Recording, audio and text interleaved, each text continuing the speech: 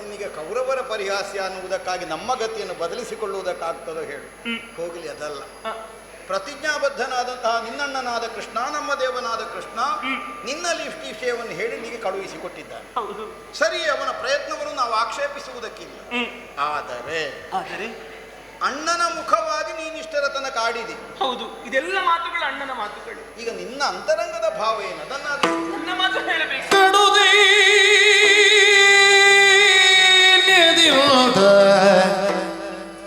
ನಿಮ್ಮನು ಬೇಡುವೆ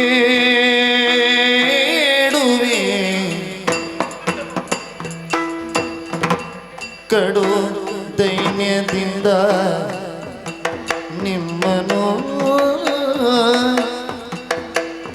ಬೇಡುವೆ ಬಿಟ್ಟು ಕೊಡಬೇಕು ಕೈಯಲ ನೀವು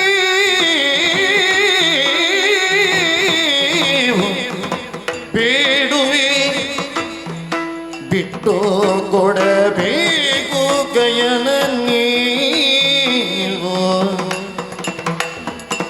ಒಡೆಯನ ಭಾಷೆಯನ್ನು ಒಡೆಯನ ಭಾಷೆಯನ್ನು ಸಲ್ಲಿಸಬೇಕಂತೆ ಬಿಡಬೇಕು ಹಾಗೆಯನಂತೆ ಬಿಡಬೇಕು ಹಾಗೆಯನಂತೆ ಕಡು ದೈನ್ಯದಿಂದ ನಿಮ್ಮನ್ನು ಬೇಡುವೆ ಇನಿಯ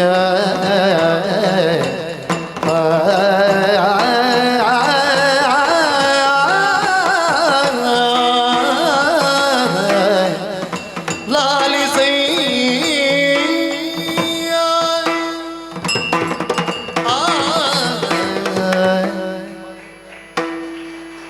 ಸತಿಯ ಅರ್ಧ ಪತಿ, ಪತಿಯ ಅರ್ಧ ಸತಿ. ನಿಮ್ಮ ಭಾಗ್ಯಾಕಾಶದ ಶುಕ್ರ ತಾರೆ ನಾನು. ನನ್ನ ಹಣೆಯ ತಿಲಕ ನೀವು, ನನ್ನ ಕೊರಳ ಪದಕ ನೀವು. ಹೆಣ್ಣಾದವಳಿಗೆ ತನ್ನ ಮಾಂಗಲ್ಯಕ್ಕೆ ಕುತ್ತು ಬಂತು ಎಂದಾದರೆ ಅದು ಧರ್ಮವೇ ಆಗಲಿ ಅಧರ್ಮವೇ ಆಗಲಿ ಅದನ್ನು ಖಂಡಿಸಬೇಕಾದದ್ದು ಅವಳ ಧರ್ಮ. ನನ್ನ ಮಾಂಗಲ್ಯಕ್ಕೆ ಇವತ್ತು ಕುತ್ತಾಗಿದೆ ಎನ್ನುವಂತಹ ಉದ್ದೇಶದ ನಾನು ಇಲ್ಲಿವರೆಗೆ ಓಡೋಡಿಕೊಂಡು ಬಂದವಳು. ಸ್ವಾಮಿ, ಮಮ ಪ್ರಾಣಾಹಿ ಪಾಂಡವಃ ಎನ್ನುವಂತಹ ಉದ್ಘೋಷವನ್ನು ಮಾಡಿದವನು ಶ್ರೀಕೃಷ್ಣ. ಶ್ರೀಕೃಷ್ಣನ ಕೃಪಾ ಕಟಾಕ್ಷಕ್ಕೆ ಒಳಗಾದಂತಹ ನೀವು, ನಿಮ್ಮನ್ನು ಕಣ್ಣ ರೆಪ್ಪೆಯೋಪಾದಿಯಲ್ಲಿ ಕಾಪಾಡಿಕೊಂಡು ಬಂದವನು ಕೃಷ್ಣ ನನ್ನಣ್ಣ.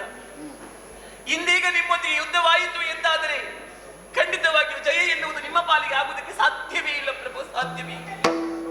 ಹಾಗಾಗಿ ಬೇಡಿಕೊಳ್ಳುತ್ತಾ ಇರುವುದು, ಭವಿಷ್ಯತ್ತಿನ ದೃಷ್ಟಿಯಿಂದ ಸ್ವಲ್ಪ ಆಲೋಚಿಸಿ ಈ ಸಂಗ್ರಾಮದಿಂದ ಸ್ವಲ್ಪ ಹಿಂದೆ ಸರಿದು ಕಡು ದೈನ್ಯದಿಂದ ನಿಮ್ಮಲ್ಲಿ ಬಿದ್ದು ಬೇಡಿಕೊಳ್ಳುವುದು ಏನು ಗೊತ್ತು ಸ್ವಾಮಿ? ಶ್ರೀಕೃಷ್ಣ ದೇವರೊಡನೆ ಯುದ್ಧ ಬೇಡ, ಅವರ ಒಡೆಯನ ಭಾಷೆಯನ್ನು ಸಲ್ಲಿಸಬೇಕು ನೀವು. ಆ ಗಯನನ್ನು ಬಿಟ್ಟು ಕೊಡಿ ಸ್ವಾಮಿ, ಬಿಟ್ಟು ಕೊಡಿ.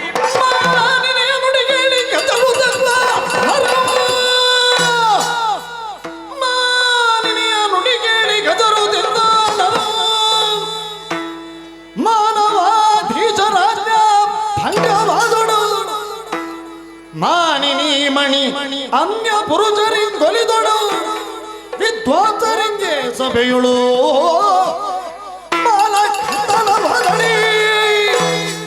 ಈ ತ್ರಿವಿಧದ ಅಪಮಾನ ಏನಕ್ಕೆ ಏನಿಲ್ಲೇ ಶಸ್ತ್ರವಿಲ್ಲದ ವಧೆ ಕಾಣ. ಮಮ ಪ್ರಾಣವಿದ್ದಚ್ಚುತಂಗಳು ಗಯನನು ಬಿಡುವವನಲ್ಲ. ಉಸುರೆಂದನು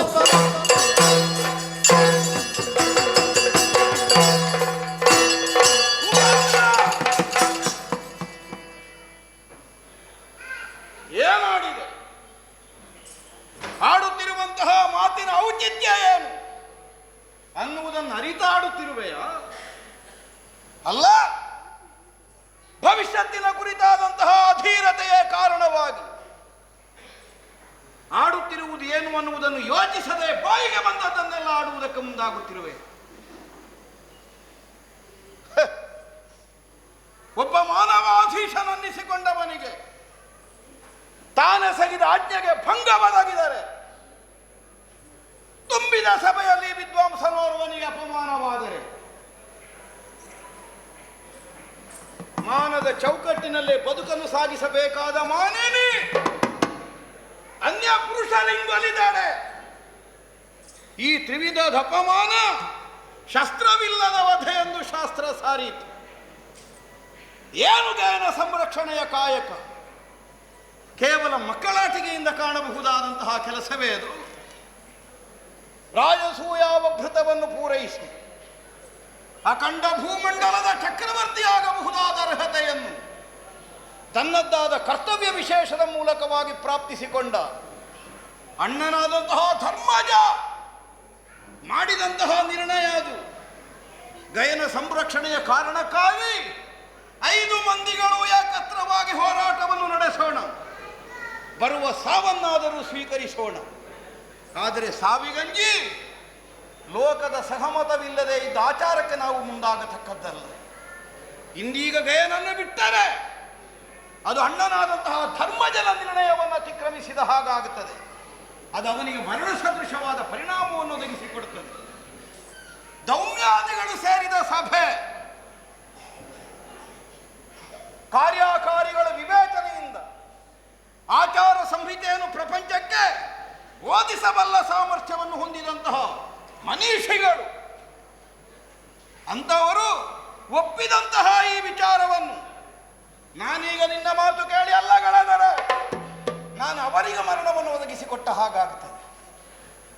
ನಿನ್ನ ಅಣ್ಣನೇ ಆಗಿರಬಹುದು.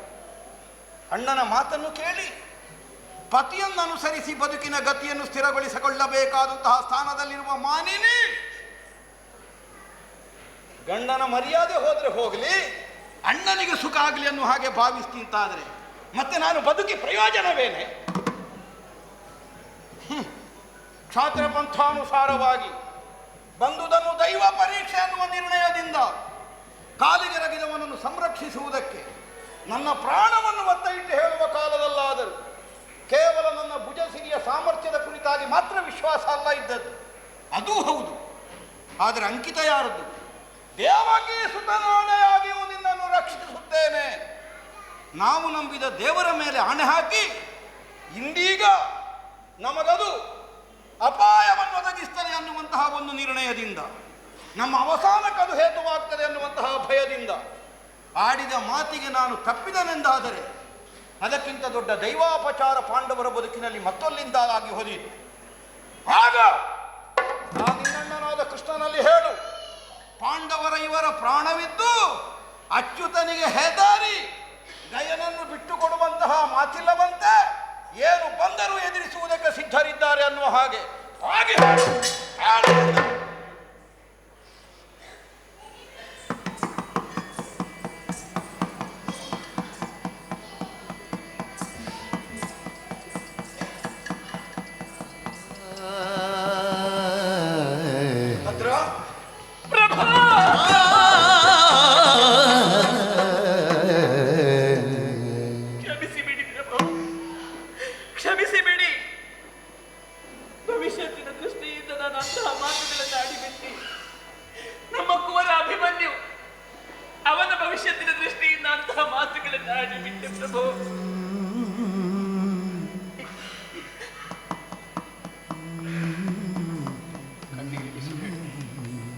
ಬರುವಂತಹ ಸಂದರ್ಭದಲ್ಲಿ ನನ್ನ ಅತ್ತಿಗೆ ರುಕ್ಮಿಣಿ ತುಚ್ಛ ಮಾತುಗಳನ್ನು ಆಡಿದಳು. ಅದು ಅವಳ ಬಾಯಿಂದ ಬಂದಂತಹ ಮಾತಲ್ಲ, ಸಮಸ್ತ ದ್ವಾರಕೆಯ ಮುಖವಾಣಿಯಾಗಿ ಅವಳ ಆಡಿದಂತಹ ಮಾತು, ಸತ್ಯವಾದಂತಹ ಮಾತುಗಳನ್ನೇ ಅವಳು ಆಡಿದ್ದಾಳೆ. ಸ್ವಾಮಿ, ನಾನು ಇಲ್ಲಿರಬೇಕಿತ್ತು, ನಿಮ್ಮೊಂದಿಗೆ ಇರಬೇಕಿತ್ತು, ನಿಮ್ಮ ಕಷ್ಟದಲ್ಲಿ ನಾನು ಪಾಲ್ಗೊಳ್ಳಬೇಕಿತ್ತು. ಆದರೆ ಮುಂದೆ ಬರುವಂತಹ ಸಂಗ್ರಾಮದಲ್ಲಿ ಏನಾದರೂ ಆಗಬಾರದಂತಹ ನಾವು ತಾಯಿತು. ಸುಭದ್ರ, ಸಜ್ಜನ ಸಮ್ಮತವಾದ ಪಥದಲ್ಲೇ ನಡೆಯುವ ಪಾಂಡವರಿಗೆ ಧರ್ಮಚ್ಯುತವಲ್ಲದೆ ಇದ್ದಂತಹ ರೀತಿಯನ್ನು ಬದುಕಿನಲ್ಲಿ ಅಳವಡಿಸಿಕೊಂಡಂತಹ ನಮಗೆ ಬದುಕಿನಲ್ಲಿ ಅಧೋಗತಿಯ ಬದುಕುತ್ತದೆ ಎಂದಾದರೆ ಮತ್ತೆ ಧರ್ಮಾಚರಣೆಗೆ ಈ ಪ್ರಪಂಚದಲ್ಲಿ ಏನು ಮೌಲ್ಯ ಉಳಿದ ಹಾಗಾಯಿತು?